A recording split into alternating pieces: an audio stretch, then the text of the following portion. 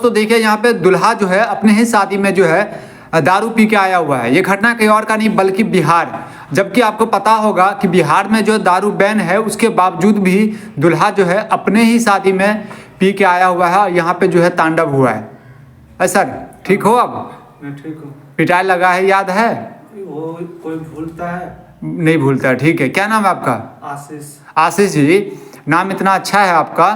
क्या करते हो आप? मैं दारू बेचता हूँ। अच्छा, दारू खुद ही बेचते हो आप? हाँ। क्या काम करते हो यार आप हैं? दारू कैसे बेचते हो आप, जबकि दारू तो बंद है? चोरी छुपके से सप्लाई कर लेता हूँ। नेपाल से लाते होंगे आप? हाँ, नेपाल से लाते हैं। अच्छा जी मैम, बताइए आपको पता था ये इसके बारे में? जी पता था। अच्छा सर एक बात बताइए, आप जो इसके लिए आपको जो है जेल भी हो सकती है, जो आप खुले में बोल रहे हो कि मैं दारू जो है मैं बेचता हूँ। चाचा मेरा मुखिया है। मुखिया है आपका चाचा जी? हाँ। तो क्या मुखिया के भतीजा का या मुखिया के लड़का को जेल नहीं होता है क्या? होता है लेकिन आगे पीछे है मेरा